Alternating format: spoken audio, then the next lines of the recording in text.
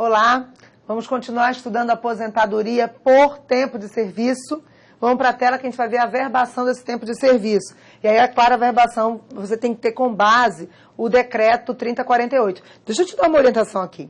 Eu estou trabalhando com vocês esses assuntos e eu estou, ora trazendo textos meus, anotações minhas, ora trazendo artigos da lei. Mas você precisa ter a lei, as leis com você. Quais, Karina? Você tem que ter a 8212, a lei do custeio, a 8213, a lei do benefício. Eu estou dando prioridade à lei do benefício por enquanto, tá? E você tem que ter o decreto 3048, tá? Que é justamente o decreto que regulamenta a Previdência Social. Pelo menos isso. Eu, Karina Jacques, gosto de imprimir.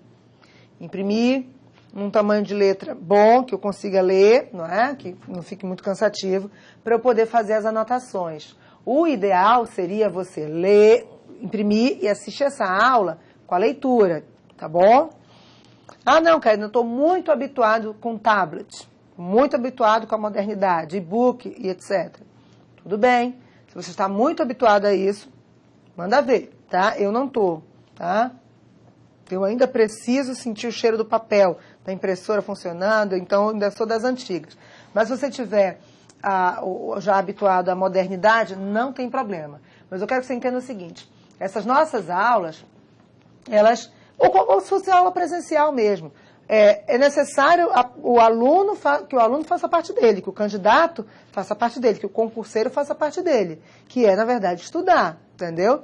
E estudar é muito mais do que eu estou peguei a sua mão desde o primeiro bloco da primeira aula e a gente está junto trabalhando os assuntos. Só que eu preciso que você ande sozinho depois, entendeu? E para isso você tem que ter essa orientação. Então, por exemplo, vai ter casos aqui que eu vou citar outras leis que eu não vou me aprofundar nelas. Primeiro, porque muitas vezes essas leis não cabem. Segundo, porque eu teria que voltar. Vamos voltar lá no artigo tal. Aí seria aquela aula, meio que aula presencial mesmo. E não é a possibilidade que a gente tem aqui, tá bom? Então, fica acompanhando. Toda vez que eu citar um artigo no outro pedaço da lei ou de outra lei, dá uma olhadinha, tá? E uma dica. Tem um site, planalto.gov.br. É um site oficial, tá? Do Planalto. Que você encontra as leis atualizadas. Inclusive, se você for imprimir hoje a 8212 e a 8213, hoje, tá? Não sei quando, no dia que você estiver assistindo o vídeo, né? Você imprime a lei com a alteração da medida provisória 664. É muito bom, porque você não corre o risco de estar com uma lei desatualizada. Eu prefiro buscar as leis em sites oficiais, porque eles têm funcionários que atualizam. Às vezes você vai procurar num site privado, eu não sei, por exemplo, não estou lembrada no site do JC se tem, eles têm acesso, ele deve ter, que tem acesso a um banco de dados de lei. Mas, por exemplo, às vezes, num site privado só leis, certo?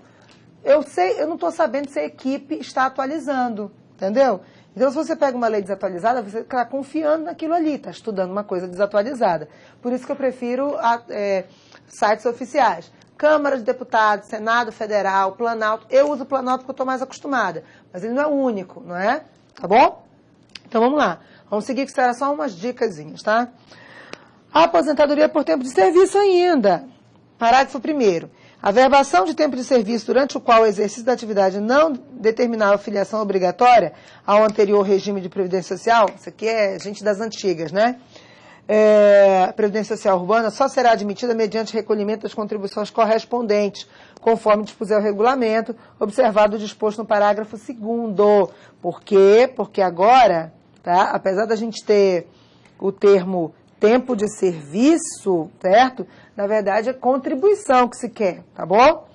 O tempo de serviço assegurado ao trabalhador rural, anterior à data da vigência desta lei, será computado independentemente do recolhimento das contribuições a ele correspondente, exceto para efeito de carência, conforme dispuser o regulamento. Então, o tempo de serviço do trabalhador rural vai ser considerado, mas ele não vai ter carência para receber o benefício. Isso são regras que são aplicadas a partir da lei, tá? Agora a gente já está submetido à lei desde 91, não é?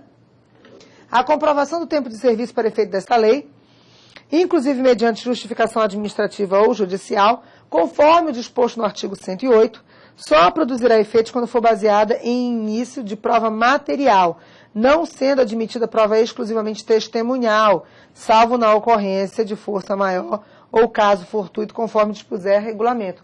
Como assim, Karina? Prova material. Contra-cheque, documentos que comprovem que você trabalhou, entendeu? Registro, ficha funcional, testemunha não. A não ser, por exemplo, no caso de força maior, caso fortuito. Teve um incêndio na empresa e teve um incêndio na sua casa. Não tem nada mais de documento. Sua carteira de trabalho, seus contra-cheques, nada mais. Aí, nesse caso, uma testemunha que trabalhou com você naquela época pode sanar essa ausência de prova material, tá bom? Quarto, não será computado como tempo de contribuição para efeito de concessão de benefícios de que trata esta subseção o período em que o segurado, contribuinte individual ou facultativo, tiver contribuído na forma do parágrafo 2º do artigo 21 da Lei 8212, de 24 de julho de 91, salvo se tiver completado as contribuições na forma do parágrafo 3º deste mesmo artigo. Isso aqui eu ainda vou falar para você, isso aqui é o custeio, tá?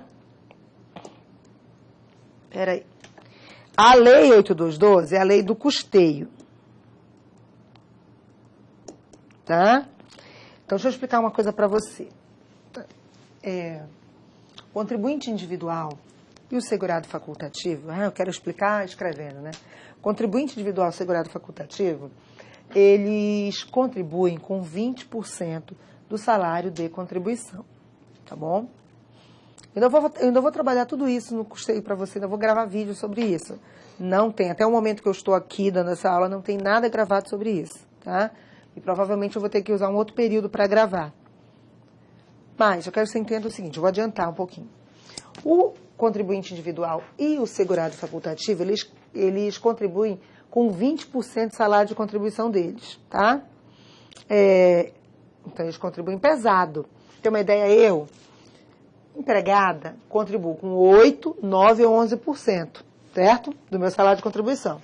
Por quê? Porque a empresa que me contrata como empregada, ela contribui com 20% da minha remuneração. Vou mostrar para você.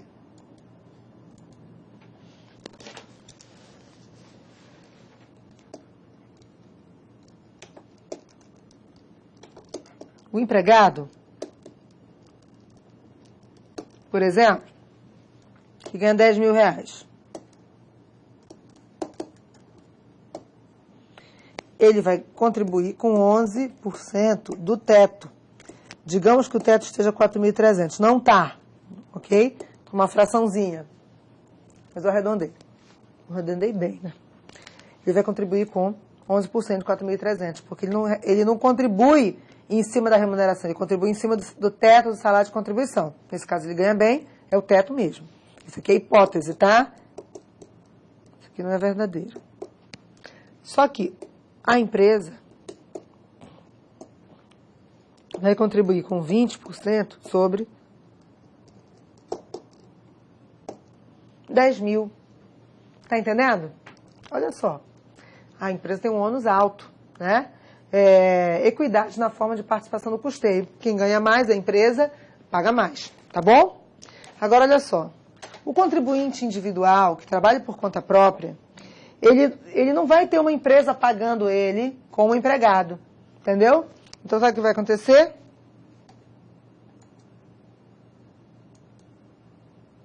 Contribuinte individual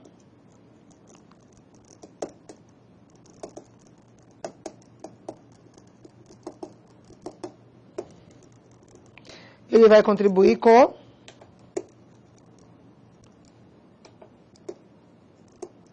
20% do salário de contribuição, entendeu? Só que ele pode achar isso pesado. Então, o que ele pode fazer? Ele pode optar, é isso que eu quero que você entenda, porque eu ainda vou explicar isso para você direitinho, mas já estou adiantando. O artigo 21 da Lei do Custeio diz justamente isso, que ele pode optar por contribuir com 11%. Mesmo não sendo empregado. Empregado é 8, 9 ou 11%. Coloquei 11 aqui porque ele ganha bem, entendeu? Então, o contribuinte individual, ele pode ou pagar 20% do salário de contribuição, ou ele pode optar pelos 11. Só que, se ele optar pelos 11%, presta atenção. Optou pelos 11%? Optou. Então, ele não pode se aposentar, certo? Com aposentadoria por tempo de serviço, tá bom? Não vai poder se aposentar com aposentadoria por tempo de serviço. Deixa eu apagar aqui que ficou marcado aqui em cima. Aquele exemplo que eu usei naquela folha ficou marcado aqui. Então, é isso que diz o dispositivo. Olha, vou ler de novo para você.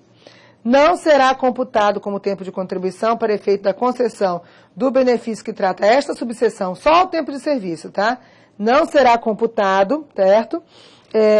O período em que o segurado contribuinte individual ou facultativo tiver contribuído na forma do parágrafo 2º do artigo 21, ou seja, 11%, tá? Salvo se ele tiver completado as contribuições na forma do parágrafo 3º. Sabe o que diz o parágrafo 3º? Se ele optar por se aposentar por idade, ele tem que contribuir naquele período que ele contribuiu com 11, ele tem que completar com 9. 11 mais 9, 20. Voltaria para a regra anterior, entendeu? Segurado facultativo, a mesma coisa. Segurado facultativo, 20%. Ele pode optar por 11, mas não vai se aposentar por idade, certo? Pode se aposentar de outra forma, mas não por idade. Porque se ele resolver aposentar por idade, ele vai ter que completar com 9. 11 mais 9, 20. Tá bom? Mas isso é assunto para uma outra aula. Vamos seguir. O professor, após 30 anos, e a professora após 25 anos de serviço efetivo, no exercício das funções de magistério, poderão aposentar-se por tempo de serviço, com renda mensal correspondente a 100% de salário de benefício, observado o disposto na seção 3 deste capítulo, ok? Aqui é o professor, certo? No tempo de serviço, ele vai diminuir 5 anos, tá? Então, os homens 30 e as mulheres 25 anos, porque a atividade de professor, ela não desgasta a idade, mas ela é trabalhosa. A gente tem professor, para eu poder trabalhar isso aqui com você, eu tive que preparar material, entendeu? A gente tem na legislação trabalhista, por exemplo, que a gente chama de hora-atividade, porque às vezes para dar 1 hora de aula a gente passa 3 horas estudando, preparando, pesquisando, entendeu? Então é necessário, às vezes para dar 1 hora de aula você teve 20 minutos de preparo. Raras vezes, tá? A maioria a gente passa mais tempo produzindo, estudando, se atualizando, preparando material, fazendo gráficos. Aqueles professores que trabalham com gráficos gastam muito tempo de hora-atividade, certo? Valorizem os professores que trabalham com gráficos. Vamos seguir. Aposentadoria especial. Aposentadoria especial praticamente não é estudada pela 8213, porque tem lei específica trabalhando, tá? Para trabalhar. A aposentadoria especial será devida, uma vez cumprida a carência exigida nesta lei, ao segurado que estiver trabalhado sujeito a condições especiais que prejudiquem a saúde ou a integridade física, durante 15 anos, 20 anos ou 25 anos, conforme dispuser a lei. Aquele que trabalha, por exemplo, com raio-x, trabalha com atividade perigosa, agentes químicos, biológicos, enfim. Parágrafo. A aposentadoria especial, observado o artigo 33 desta lei, consistirá numa renda mensal equivalente a 100% do salário de benefício. A data de início do benefício, né, da aposentadoria especial, será fixada da mesma forma que a aposentadoria por idade, que é lá no artigo 49, a gente já viu, tá?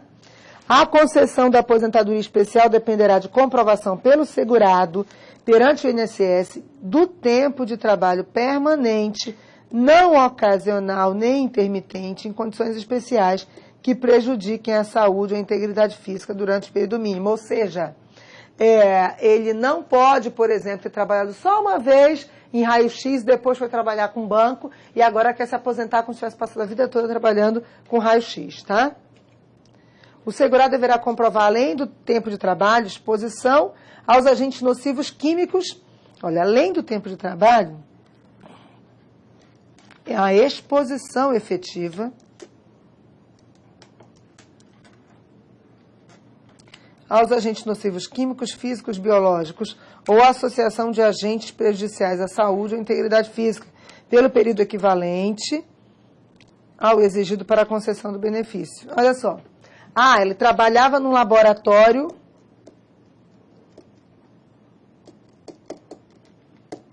de imagem. Deixa eu colocar numa página em branco. Trabalhava no laboratório de imagem, né? Raio-X. Quando eu digo laboratório de imagem, a gente está falando de raio-X.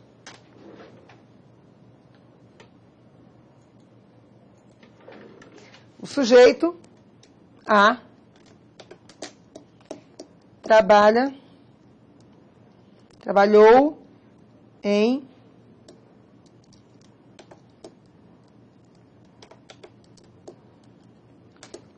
laboratório de imagem. Que está apagando, cara? Vou fazer um exemplo melhor. A e B trabalharam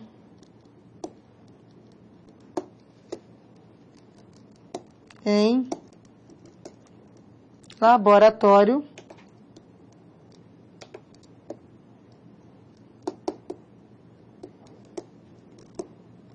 de imagem.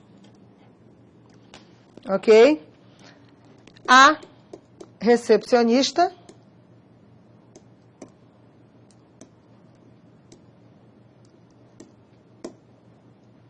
e B técnico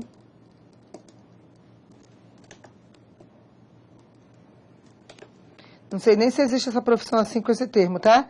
Técnico de raio-x, mas você entende o que eu quero dizer. Trabalhou no raio-x. Quem aqui vai ter direito à aposentadoria especial?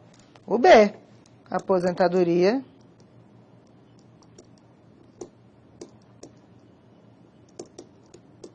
especial. O C, aliás, o A é aposentadoria comum, ok? Comum, tá certo? Então, deixa eu fechar aqui com você esse bloco. Eu já extrapolei. Parágrafo 5º eu vou deixar para trabalhar no próximo bloco, tá bom? Clica aí no próximo vídeo.